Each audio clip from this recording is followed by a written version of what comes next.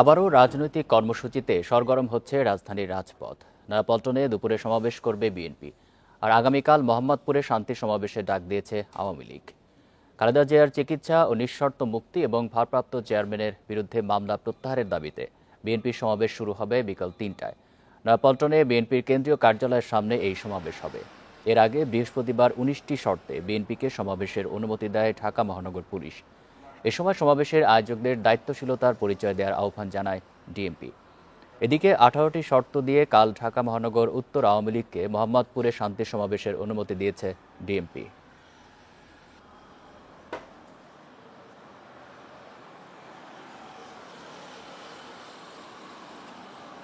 সমবায়ের ধারণা সারা দেশে ছড়িয়ে দেওয়ার কথা জানিয়েছেন প্রধানমন্ত্রী শেখ হাসিনা। এর মাধ্যমে দারিদ্র্য বিমোচন করে মানুষের জীবনমান উন্নয়নে উদ্যোগ নেওয়া হবে বলেও জানান তিনি। দুপুরে গোপালগঞ্জের টুঙ্গিপাড়ায় এক মত বিনিময় সভায় এসব কথা বলেন প্রধানমন্ত্রী। দাড়িয়ারকুল একটি বাড়ি একটি খামার প্রকল্পের সদস্যদের সঙ্গে মতবিনিময় উপলক্ষে টুঙ্গিপাড়ায় পৌঁছান প্রধানমন্ত্রী শেখ হাসিনা। একদিনের সফরের শুরুতে জাতির পিতার সমাধিতে শ্রদ্ধা নিবেদন করেন প্রধানমন্ত্রী। পরে ছোট বোন শেখ রেহানা ও স্বজনদের নিয়ে ফাতিহা পাঠ ও মোনাজাতে অংশ নেন বঙ্গবন্ধু কন্যা।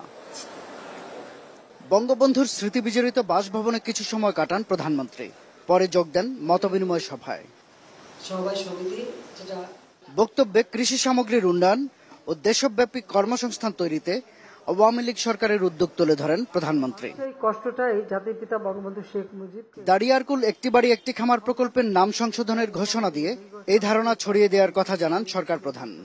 দাড়িয়ারকুল আমার বাড়ি আমার খামার, এই যে সমবায় সমিতি, এই সমিতি যে আবার কার্যকর হচ্ছে, এটাই একটা আশার কথা।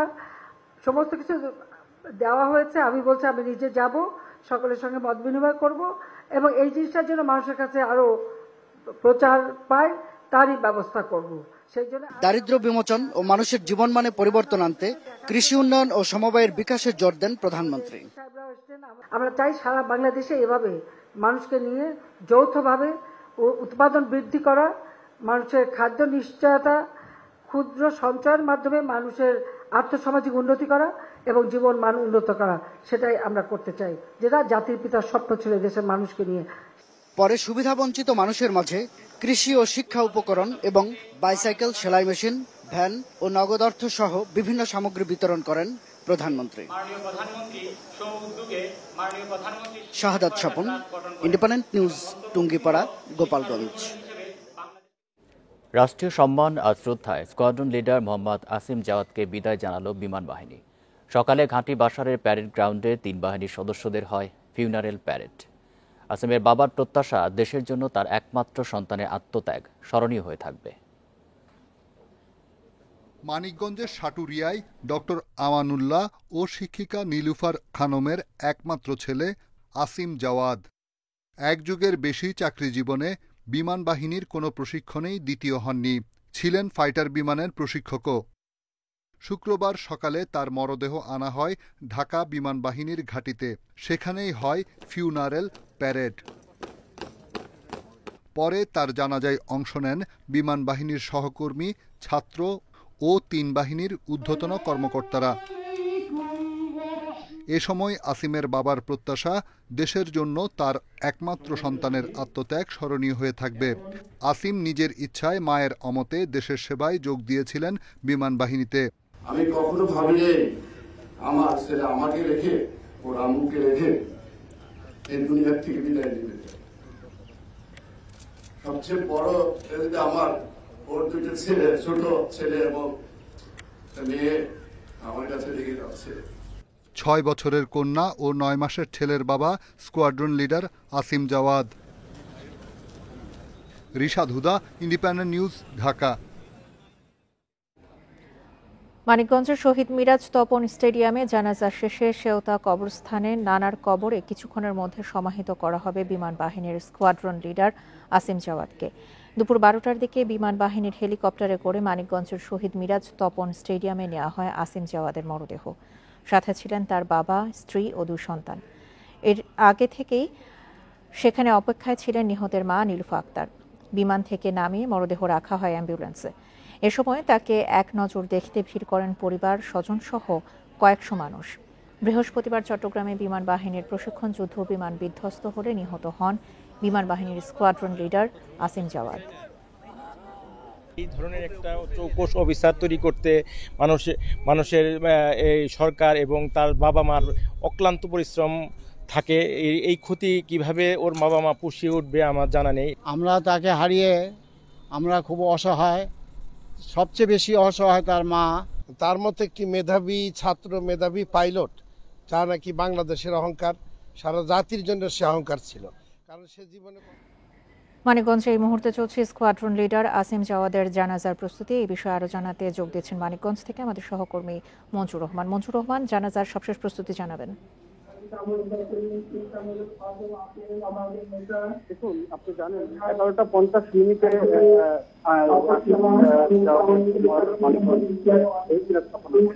এরপরে তার যে স্বজনরা আছে, মা বাবা, তারা তাদেরকে দেখার জন্য সেখানে তারা আছেন এবং আমরা কিন্তু আমাদের বিতরক এবং আপনারা জানেন যে এখন কিন্তু সেই জানাজারি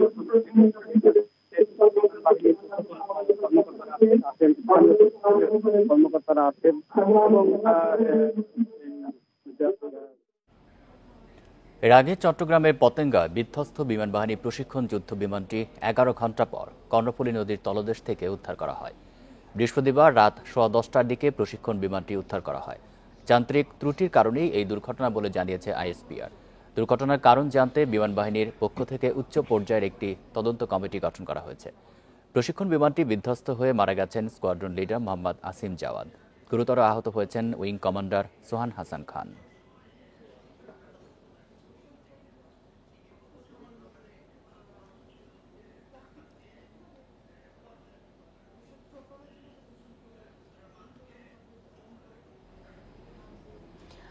হাইড্রোলিক ব্রেক বিকল হয়ে পাইলট ও চট্টগ্রামের শাহ আমানত বিমানবন্দর কর্তৃপক্ষের তৎপরতায় রক্ষা পেল এয়ার অ্যারাবিয়ার একটি ফ্লাইট। শাহ আমানত বিমানবন্দরের পরিচালক গ্রুপ ক্যাপ্টেন তসলিম উদ্দিন জানান, সকাল 9:45টায় 191 জন যাত্রী ও 7 জন ক্রু নিয়ে এয়ার অ্যারাবিয়ার ফ্লাইটটি দুবাই থেকে চট্টগ্রামে আসে।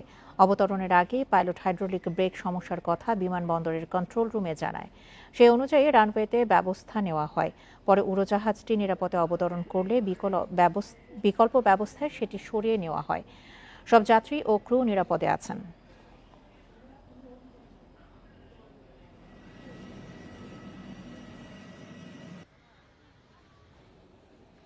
তাপপ্রবাহের কারণ দেখিয়ে ব্যবসায়ীরা মুরগির দাম বাড়ালেও তাপমাত্রা কমার পর কমেনি দাম। উল্টো ডিমের দাম বাড়ানো হয়েছে। সঙ্গে বেশিরভাগ সবজির দামও বাড়তির দিকে। টানা তাপপ্রবাহের সময় অনেক খামারে হিট স্ট্রোকে মারা যায় মুরগি, যার প্রভাব পড়ে মাংস ও ডিম উৎপাদনে। তাপমাত্রা কমলেও বাজার স্বাভাবিক হয়নি এখনো। রাজধানীর বাজারে ব্রয়লার মুরগি বিক্রি হচ্ছে বাড়তি দামে। কেজিতে 210 থেকে 220 টাকা গুনতে হচ্ছে ক্রেতাকে। আর সোনালী মুরগির কেজি 380 টাকা। ডিম মুরগির তো দাম আসুই, অনদের ব্রয়লার মুরগি তো 240 টাকা কেজি হয়ে গেছে, আর দেশি মুরগি তো 200-250 টাকা নিচে না। তো বাচ্চা খাইব কিভাবে? গরমের কারণে বাচ্চা মারা যাইতেছে, স্টক করতেছে। এই ব্রয়লার মুরগি তো আপনার এগুলো তো মানে ফার্মের জাত, তো এগুলো ধরনা গরম সহ্য করতে পারে না। মাংসের পর বেড়েছে ডিমের দামও। গত সপ্তাহে ফার্মের মুরগির ডিমের ডজন 120 টাকায় বিক্রি হলেও এখন তা কিনতে হচ্ছে 140 টাকায়। পাড়া মহল্লার দোকানে নেওয়া হচ্ছে 145 টাকাও।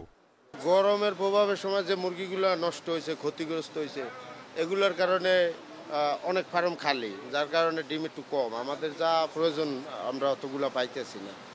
স্বস্তি নেই মশলার বাজারেও। পেঁয়াজ বিক্রি হচ্ছে 80 টাকা কেজিতে, রসুনের কেজি 180 থেকে 240 টাকা, আদার কেজিতে গুনতে হচ্ছে 200 টাকা। মানে ইন্ডিয়ান পেস্টটা যদি আইতো তাহলে আমাকে দেশি পেস্টের দাম তো মনে করলে কমতো, যাতে ইন্ডিয়ান পেস্ট না আসার কারণে এই পেস্টের দাম বাড়ছে। 50 টাকার কেজির নিচে নেই আলু। সপ্তাহের ব্যবধানে বেগুন, করলা সহ বেশিরভাগ সবজির দাম বেড়েছে কেজিতে 10 থেকে 15 টাকা। Shahid Ahmed, independent News, Dhaka. গত সপ্তাহে বেড়ে যাওয়া মুরগির দাম এই সপ্তাহেও বেশিতেই বিক্রি হচ্ছে। মুরগির সাথে সাথে বেড়েছে ডিমের দামও। এছাড়া বাজারে সব ধরনের সবজির দাম বেড়েছে। কাঁচামরিচ সপ্তাহের ব্যবধানে 40 টাকা পর্যন্ত বেড়েছে। এই পরিস্থিতিতে বাজার তদারকির দাবি ক্রেতাদের। চট্টগ্রামে সপ্তাহের ব্যবধানে দ্বিতীয় দফায় বেড়েছে মুরগির দাম। এই সপ্তাহে ব্রয়লার মুরগি কেজি প্রতি 20 টাকা বেড়ে বিক্রি হয়েছে 230 টাকায়। সোনালী মুরগি 30 টাকা বেড়ে 390 টাকা এবং দেশি মুরগি 50 টাকা বেড়ে বিক্রি হয়েছে 650 টাকায়। মুরগির পাশাপাশি বেড়েছে ডিমের দাম। প্রতি ডজন মুরগির ডিম 20 টাকা বেড়ে বিক্রি হয় 140 টাকায় এবং হাঁসের ডিম 280 টাকা ডজন বিক্রি হয়েছে। কোনো আড়তে ডিম নাই, তাই বাজারে বলতেছে ডিমও আসতেছে কম, তাই দেখছি আড়তরা আপনার ডিম সাপ্লাইও কম হচ্ছে, আপনার দাম ধরে রাখছে। খুলনায় মুরগি ও ডিমের পাশাপাশি বেড়েছে কাঁচামরিচের দাম। সপ্তাহের ব্যবধানে কেজিতে 30 থেকে 40 টাকা পর্যন্ত বেড়ে বিক্রি হচ্ছে 150 থেকে 160 টাকা দরে। কাঁচামরিচটা গত সপ্তাহের তুলনায় এই সপ্তাহে 30-40 টাকা কেজিতে বাড়তি। দ্রব্যমূল্যের ঊর্ধ্বগতি, যা আমাদের জন্য মধ্যবিত্তের জন্য খুব হিমশিম খেয়ে যাচ্ছে আমরা। এদিকে রাজশাহীতে বেড়েছে পেঁয়াজ, আলু ও আদার দাম। সপ্তাহের ব্যবধানে প্রতি কেজি পেঁয়াজ 5 টাকা বেড়ে বিক্রি হয় 65 টাকায়। আলুতেও কেজিতে 5 টাকা বাড়তি, বিক্রি হয়েছে 50 টাকা দরে। আর কেজিতে 60 টাকা বেড়ে 240 টাকায় বিক্রি হচ্ছে আদা। সবকিছুর দাম একটু বেশি, তার মধ্যে কাঁচামরিচ তো অনেকটাই বেড়ে গেছে, পেঁয়াজের দামও বেশি, বেগুনও বেশি, সবকিছুর দামই বেশি। আর সব জিনিসের দাম বেশি, যার কারণে ডিমের প্রভাবটা পড়ে, এই কারণে ডিমের দামটা বেড়ে গেছে। বগুড়ায় সপ্তাহের ব্যবধানে কেজিতে 5 থেকে 10 টাকা পর্যন্ত বেড়েছে সব ধরনের সবজির দাম। Sadequr Rahman Siddiqui, independent news. দেখছেন বিরতিহীন সংবাদ দুপুর। সংবাদে অন্যান্য খবরের সাথে আরও যা থাকছে। ঢাকায় নতুন মার্কিন রাষ্ট্রদূত ডেভিড মিল, সিনেটে চূড়ান্ত অনুমোদনের অপেক্ষা। বিদায় নিচ্ছেন পিটার হাস।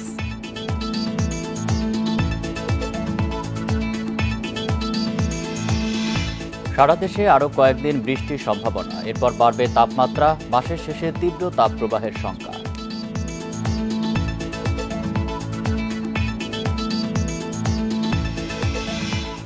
হজযাত্রীদের ভিসা ইস্যুর মেয়াদ শেষ হচ্ছে আগামীকাল। তবে এখনও 30,000-এর বেশি যাত্রীর ভিসা ইস্যু হয়নি।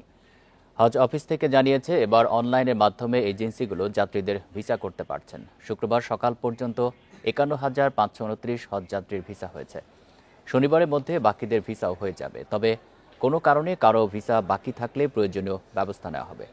এদিকে হজযাত্রার দ্বিতীয় দিনে আজ 9টি ফ্লাইট ঢাকা ছাড়বে।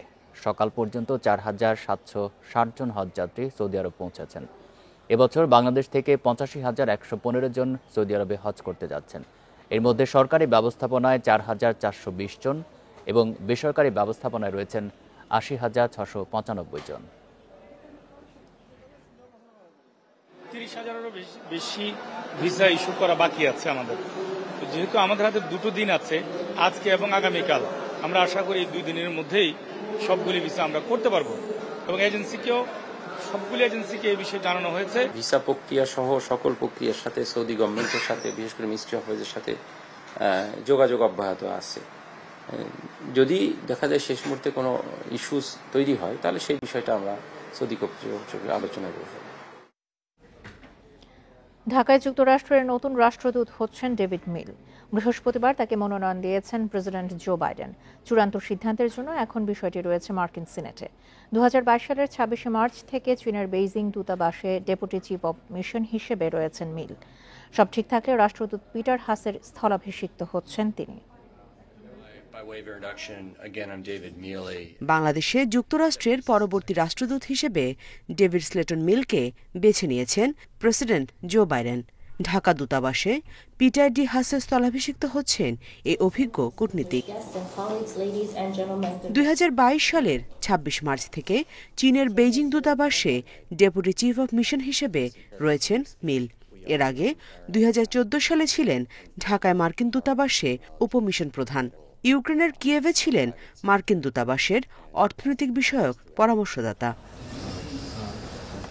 দ্বাদশ সংসদ নির্বাচনের আগে বাংলাদেশের ভোট নিয়ে যুক্তরাষ্ট্রের বিভিন্ন পরামর্শ ও আলোচনা সমালোচনার সময় বিশেষভাবে আলোচনায় আসেন পিটার হাস। নির্বাচন শেষের 5 মাসের মাথায় বাংলাদেশ বিষয়ে অভিজ্ঞ ডেভিড মিলকে ঢাকায় পাঠাচ্ছে ওয়াশিংটন। মার্কিন সিনেটে প্রেসিডেন্ট বাইডেনের এই মনোনয়ন চূড়ান্ত হলে ঢাকা দূতাবাসে পিটার হাসের জায়গায় দেখা যাবে ডেভিড স্লেটন মিলকে। 2021 সালের 18 ডিসেম্বর সিনেটে পিটার হাসের মনোনয়ন চূড়ান্ত হয়। দায়িত্ব নেন 2022 সালের 15 March. Nusrat Serin, independent news. Delhi কাছে আর বেইজিং দূরে, তাই দ্বিপাক্ষিক সফরে চীনের আগে ভারতে যাচ্ছেন প্রধানমন্ত্রী। বৃহস্পতিবার দুপুরে ভারতের পররাষ্ট্র সচিবের সঙ্গে সাক্ষাৎ শেষে একথা জানান পররাষ্ট্রমন্ত্রী। এদিকে চীনকে টেক্কা দিয়ে তিস্তা বহুমুখী প্রকল্পে অর্থায়নে আগ্রহী ভারত। এছাড়া নেপাল থেকে জলবিদ্যুৎ আমদানিতে ভারতের ভূমি ব্যবহারের সম্মতি দিয়েছে নয়াদিল্লি। ভারতের লোকসভা নির্বাচনের মধ্যেই ঢাকায় ভারতের পররাষ্ট্র সচিব বিনয় মোহন কোয়াত্রা বৃহস্পতিবার সকালে গণভবনে প্রধানমন্ত্রীর সঙ্গে সাক্ষাৎ করে দিল্লি সফরের আমন্ত্রণ জানান তিনি।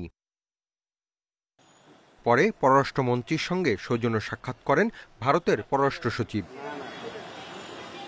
ঘণ্টাখানেকের আলোচনা শেষে পররাষ্ট্রমন্ত্রী জানান, তিস্তা বহুমুখী প্রকল্পে অর্থায়ন করতে চায় ভারত। এছাড়া নেপাল ও ভুটান থেকে জলবিদ্যুৎ আমদানির ক্ষেত্রে ভারতের ভূমি ব্যবহারে অনাপত্তি মিলেছে বলে জানান পররাষ্ট্রমন্ত্রী। ভিসা প্রক্রিয়া সহজ করা, সীমান্তে হত্যা বন্ধে পদক্ষেপ নেয়ার বিষয়েও আলোচনা হয়। আমরা কানেক্টিভিটি নিয়ে বিস্তারিত আলোচনা করেছি এবং আপনারা জানেন যে ভারতে প্রচুর লোক আমাদের দেশ থেকে ভিসার জন্য অ্যাপ্লাই করে। সীমান্তে যে মাঝে মধ্যে অ্যাট্রোসিটিস হয়, সীমান্ত হত্যা হয়, সেটি নিয়েও বিস্তারিত আলোচনা হয়েছে। নন লিথাল উইপন ব্যবহার করার উপর আমরা গুরুত্ব আরোপ করেছি। এদিকে বিকেলে পররাষ্ট্র সচিবের সাথে সৌজন্য সাক্ষাৎ করে যুক্তরাষ্ট্রের একটি প্রতিনিধি দল। সচিব জানান, বাংলাদেশের সাথে সম্পর্ক এগিয়ে নিতে চায় সবাই। তারই অংশ হিসেবে যুক্তরাষ্ট্রের দক্ষিণ ও মধ্য এশিয়া বিষয়ক সহকারী পররাষ্ট্রমন্ত্রী ডোনাল্ড লু ঢাকায় আসছেন। সব ধরনের এলিমেন্টসই থাকবে আমাদের পারস্পরিক সম্পর্কের যে পলিটিক্যাল বিষয়গুলো আছে বা ইকোনমিক বিষয়গুলো আছে বা ইভেন সিকিউরিটি বিষয়গুলো আছে, সবগুলো নিয়ে আলোচনা হবে, প্লাস রোহিঙ্গা বিষয়টা। এ সফরে ঢাকা ওয়াশিংটন সম্পর্ক আরও জোরদার হবে বলে মনে করেন পররাষ্ট্র সচিব। Safe and secure and stable border. Hasif Mahmud Shah, independent News, Dhaka. দ্বিতীয় ধাপের উপজেলা পরিষদ নির্বাচন থেকে সরে দাঁড়ানোর ঘোষণা দিলেন টাঙ্গাইল ও নরসিংদীর 2 বিএনপি নেতা।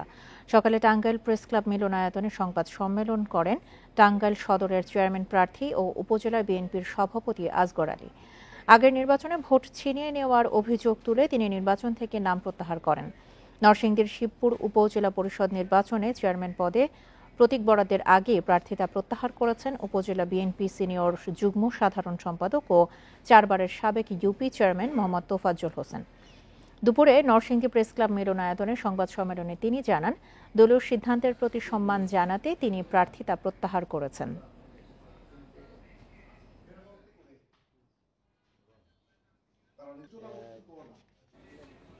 বাংলাদেশের মতো সম্প্রীতির দেশ পৃথিবীর আর কোথাও নেই। এদেশে চিকিৎসা সহ যে কোনো প্রয়োজনে হিন্দু মুসলিম সবাই একে অপরের প্রয়োজনে এগিয়ে আসে বলে জানিয়েছেন স্বাস্থ্যমন্ত্রী ডাক্তার সামন্তলাল সেন। দুপুরে রাজধানীর ঢাকেশ্বরী মন্দিরে মহানগর সার্বজনীন পূজা কমিটির দ্বিবার্ষিক সভায় এসব জানান তিনি। পরে মন্দিরটিতে আবারও সাপ্তাহিক ফ্রি ক্লিনিক ব্যবস্থা চালুর জন্য কমিটির প্রতি আহ্বান জানান স্বাস্থ্যমন্ত্রী। এ সময় বক্তারা মুক্তিযুদ্ধের চেতনায় অসাম্প্রদায়িক বাংলাদেশ গড়ার আহ্বান জানান। তারা সনাতন ধর্মাবলম্বীদের অধিকার রক্ষায় সরকারের নানা পদক্ষেপের প্রশংসা করেন।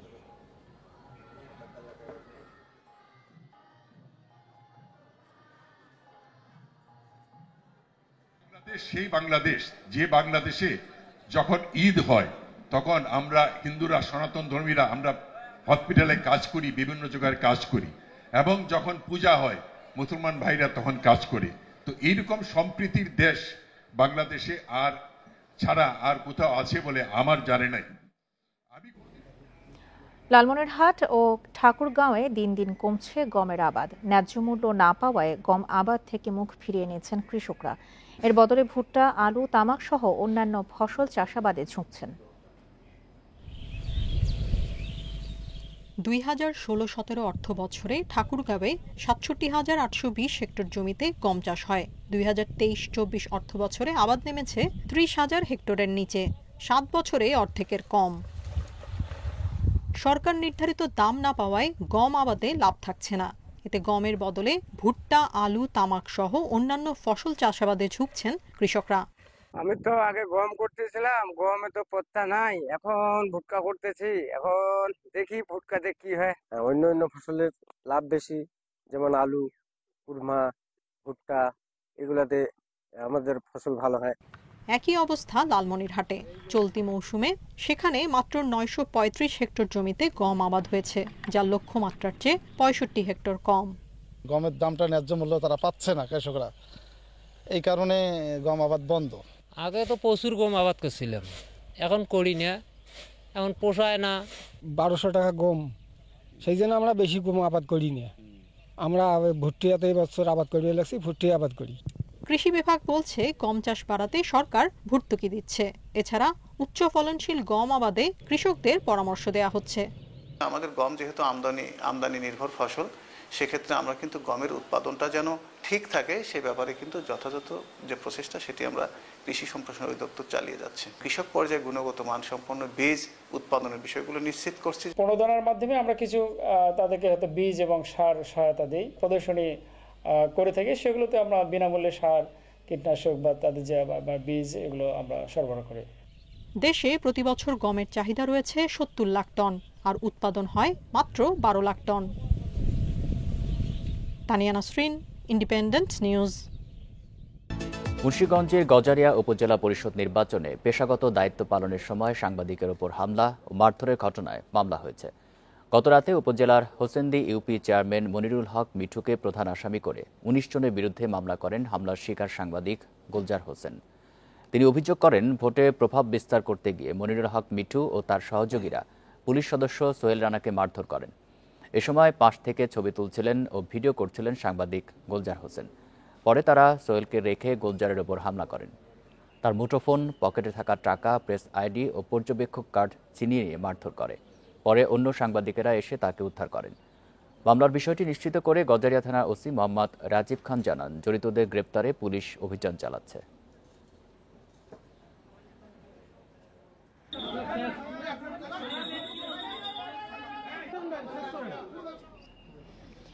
মেহেরপুরে স্বামীর ধারালো অস্ত্রের আঘাতে স্ত্রী নিহত হয়েছেন। ভোরে সদর উপজেলার গভীপুর গ্রামের স্কুল পাড়ায় তাদের নিজ বাড়িতে এই ঘটনা ঘটে। পুলিশ জানায়, ভোরে গৃহবধূ সালেহা খাতুন ও তার স্বামী এলাহি বক্সের মাঝে কথা কাটাকাটি হয়। এক পর্যায়ে ঘরে থাকা দেশি ধারালো অস্ত্র দিয়ে সালেহাকে আঘাত করেন এলাহি বক্স। পরে পরিবারের অন্যান্য সদস্য ও প্রতিবেশীরা সালেহাকে উদ্ধার করে মেহেরপুর জেনারেল হাসপাতালে নিয়ে গেলে চিকিৎসক তাকে মৃত ঘোষণা করেন। এই ঘটনায় নিহতের স্বামীকে আটক করেছে পুলিশ। এদিকে চট্টগ্রামে দুই পক্ষের মারামারির মাঝে পড়ে ছুরিকাঘাতে মেহেদি হাসান নামে এক যুবক মারা গেছেন।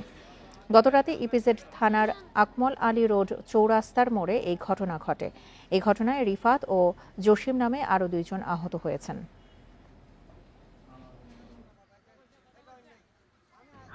রমজানের কাছ থেকে টাকাটা নিয়েছিল, এই টাকাগুলো টাকা পরিশোধের বিষয় নিয়ে যাওয়ার বিষয় নিয়ে পরিশোধের বিষয় নিয়ে তাদের মাঝে মনোমালিন্য চলতেছিল। গতকাল দুপুরে হঠাৎ করে তাদের ভিতরে এখানে ফ্যাক্টরির ভিতরে তাদের মাঝে মারামারি সহ হাতাহাতি হয়।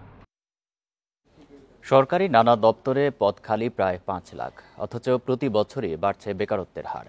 শিক্ষা গবেষকেরা বলছেন, নিয়োগে দীর্ঘসূত্রিতা, বেসরকারি খাতে নতুন কর্মসংস্থান তৈরি না হওয়া সহ নানা কারণে এই অবস্থা। এই অবস্থায় জনপ্রশাসন মন্ত্রণালয়ের দাবি, পুরোদমে নিয়োগের কাজ শুরু করেছে তারা। পরিসংখ্যান ব্যুরোর হিসাবে দেশে এখন বেকার 25,90,000। গত বছর তা ছিল 24,70,000-এ। এক বছরে বেড়েছে 1,20,000। অন্যদিকে সরকারি দপ্তরে পদ খালি আছে 5 লাখের মতো। জনপ্রশাসন মন্ত্রণালয়ের তথ্য বলছে, 19,151 পদের বিপরীতে কর্মরত আছেন 13,96,818 জন। চাকরি প্রার্থীরা বলছেন, বেশিরভাগ নিয়োগ শেষ হতেই লেগে যাচ্ছে 4 থেকে 5 বছর। কিছু পদে আবার আবেদনের পর পরীক্ষার জন্যই অপেক্ষা করতে হয় 3 থেকে 4 বছর। যে পরীক্ষাগুলো হয় সেগুলোর নিয়োগের ভেরিফিকেশন বলেন কিংবা আদার্স যে অ্যাক্টিভিটিসগুলো আছে, এগুলো শেষ করতে করতে আপনার চাকরি পাওয়ার পরেও দেখবেন যে 1-2 বছর কেটে গেছে। যে পদগুলো ফাঁকা আছে এগুলো তো তাড়াতাড়ি নিয়োগ হচ্ছে না। এই অবস্থা চলতে থাকলে বেকারত্বের হার আরও বাড়বে বলে সতর্ক করছেন শিক্ষা গবেষকরা। বলছেন শুধু দ্রুত নিয়োগ নয়, সংকট থেকে বেরিয়ে আসতে কর্মসংস্থান তৈরি করতে হবে বেসরকারি খাতে। উদ্যোক্তা হতে তরুণদের জন্য তৈরি করতে হবে অনুকূল পরিবেশ। সরকারি যেখানে যেখানে পদ খালি আছে, কারণ পদকে লোক নেবে কেন? লোক নিলেই তো কাজ হবে, কাজ হলে সেটাও তো উন্নয়ন, কাজ হলেই তো জিডিপি বাড়বে। এদিকে নিয়োগ বিলম্বের জন্য করোনাকে কারণ বলছে জনপ্রশাসন মন্ত্রণালয়। এখন তা পুরোদমে চলছে উল্লেখ করে মন্ত্রী জানিয়েছেন, চাকরির পরীক্ষা এগিয়ে আনতেও সচেষ্ট তারা। সরকারি যে শূন্য পদগুলো আছে, যথাযথ সময়ের মধ্যে শূন্য পদগুলো পূরণ করে আমাদের চাকরির ব্যবস্থা করে দেওয়া, এবং সেটি আমরা অত্যন্ত গুরুত্বের সাথে আমরা এটা আমাদের কার্যক্রমের মধ্যে রাখব। এদিকে প্রশ্নপত্র ফাঁস সহ নানা অনিয়মের ভয়ে দীর্ঘদিন পদ খালি থাকার পরও নিয়োগ পরীক্ষা নিচ্ছে না অনেক সরকারি দপ্তর। নূরে আলম, ইন্ডিপেন্ডেন্ট নিউজ, ঢাকা। প্রকল্প পরিচালক বদল হয়েছেন 4 জন। প্রকল্পের মেয়াদও শেষ হয়েছে 2 বার। তারপরও কাজের অগ্রগতি শূন্য। এই অবস্থা মেডিকেল কলেজ ও জেলা সদর হাসপাতালে কিডনি ডায়ালাইসিস প্রকল্পে। কর্মকর্তারা বলছেন, জনবল নিয়োগ না হওয়া এবং স্থান সংকটের কারণেই এখনও শুরু করা যায়নি কাজ।